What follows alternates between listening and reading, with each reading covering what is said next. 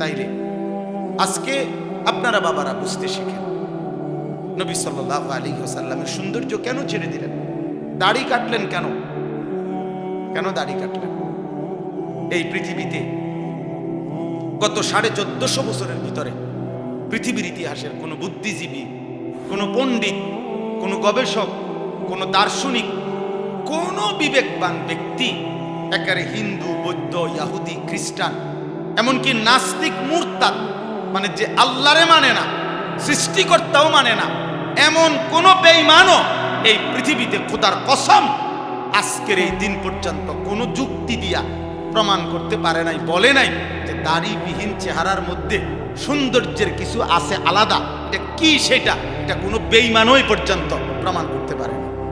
আমি চ্যালেঞ্জ করলাম, আমার নাম আনিসুর রহমান, আমি চ্যালেঞ্জ করলাম, আমি জেনারেল লাইনে পড়ালেখা করছি, কারোর কাছে কোনো যুক্তি থাকলে কই।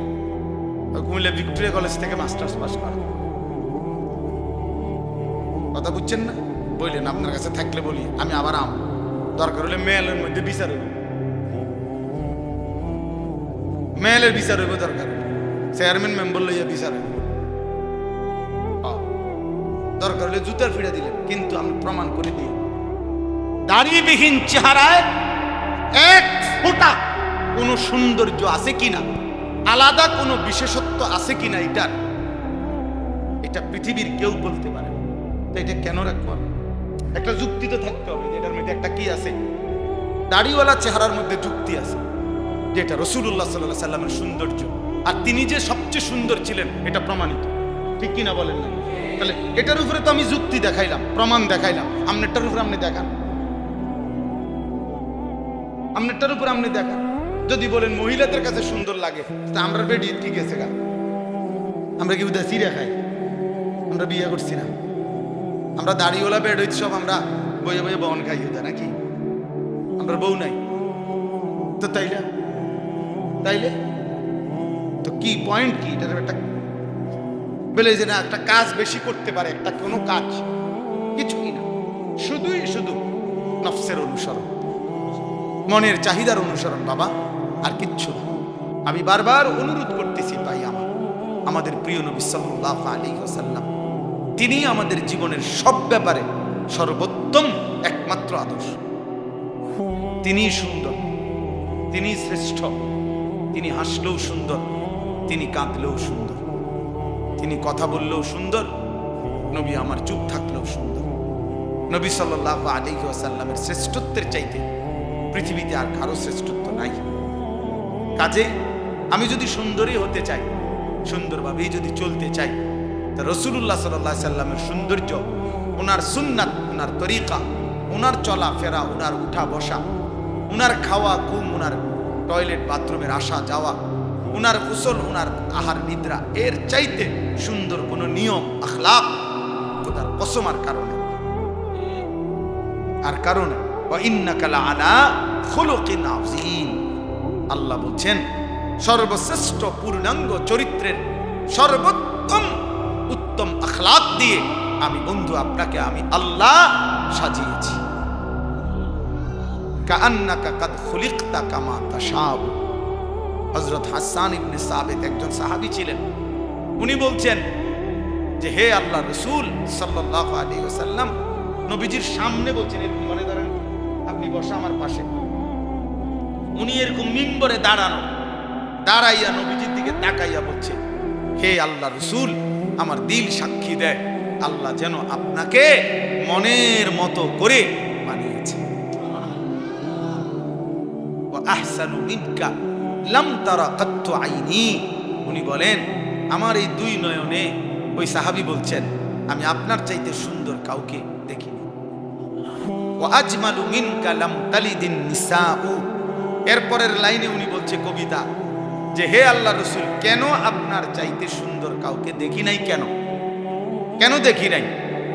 উনি নিজেই উত্তর দিছে, কারণ এর চাইতে সুন্দর কাউকে এই গোটা কায়নাতে আর কোনো মা এর চাইতে সুন্দর কোনো সন্তান প্রসব করে নাই, এবং সুন্দর আর কেউ কোনো মা জন্মই দেয়। খুলিকতা মুবাররাআম মিন কুল্লি আইব। এরপরে তৃতীয় নম্বর লাইনে তিনি বলছে, আপনাকে যেন আল্লাহ তাআলা সমস্ত দোষ আর ত্রুটি থেকে পবিত্র করেই বানিয়েছে। আমরা কিতাবে পড়ছি, উর্দু কিতাবে, যে আল্লাহ তাআলা গুনাহ, পাপ, ত্রুটি, মনে করেন অপরাধ, এগুলোকে আমাদের বেলায় বলছে তোমরা পাপ করো না, গুনাহ করো না, নাফরমানি করো না, অবাধ্যতা করো না, বলছে কিনা? আর ওই গুনাহকে বলছে, পাপকে বলছে তুমি আমার বন্ধুর কাছে যাইও না। বলছেন নাই কথা? আমগরে বলছে তোমরা পাপের কাছে যাইও না, আর পাপরে বলছে তুমি আমার দোস্তের কাছে যাইও না। সাবধান। কান্নাকা কাদ খুলিকতা কামা তাশাউ।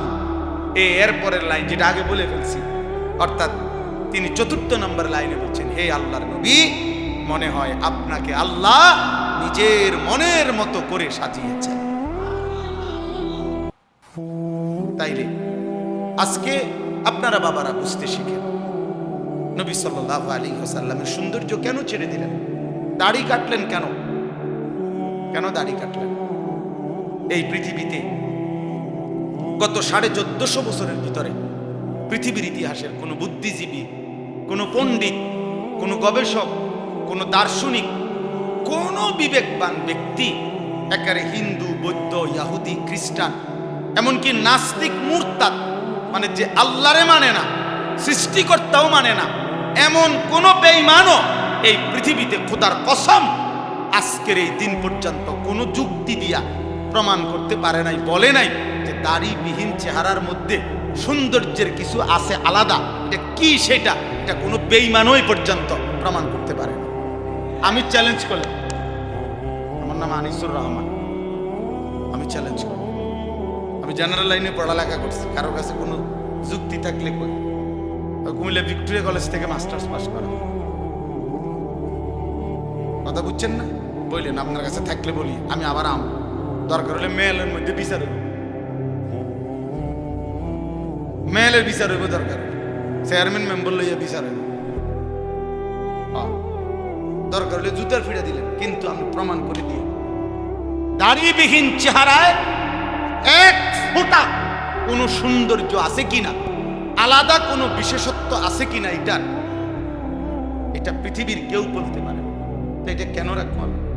একটা যুক্তি তো থাকতে হবে, যেটার মধ্যে একটা কি আছে, দাড়িওয়ালা চেহারার মধ্যে যুক্তি আছে, যেটা রাসূলুল্লাহ সাল্লাল্লাহু আলাইহি সাল্লামের সৌন্দর্য, আর তিনি যে সবচেয়ে সুন্দর ছিলেন এটা প্রমাণিত, ঠিক কিনা বলেন না?